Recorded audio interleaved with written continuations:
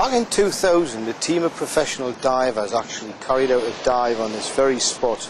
They were looking for bits of wreckage, flotsam and jetsam, bits of stuff that apparently had belonged to an aeroplane which crashed here in the year 1940.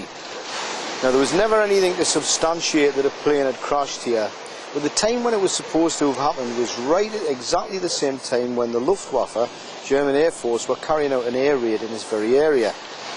And for a long time there'd been rumours that this plane had crashed there in 1940. These divers had gone out to see if they could find the remains.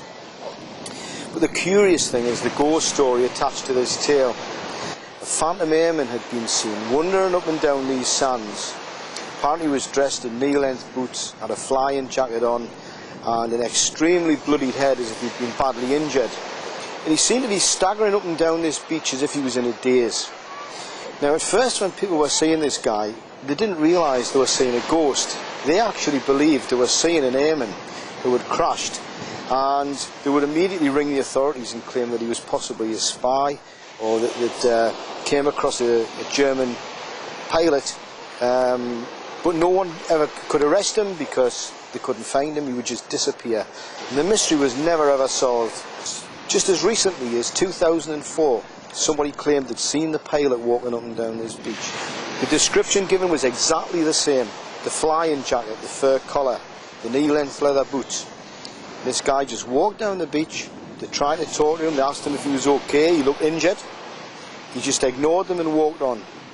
They turned to look at him and he disappeared. There was absolutely no way this guy could have gone whatsoever.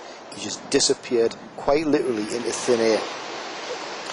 Who was the pilot, we'll never know. Probably he was a German pilot. Probably his plane did crash out somewhere in the North Sea. Maybe he was washed up on these sands. Maybe he bailed out. We just don't know. There seem to be very, very little official records kept about this sort of thing regarding this particular crash. No one knows who the plane belonged to. We don't even have an exact date for the crash. But there's enough information there, anecdotal tales, for these divers to have believed that there was an aircraft out there, certainly. To my knowledge, they never ever found it. But people still see the ghostly pilot of Whitburn Beach walking up and down these stands to this day.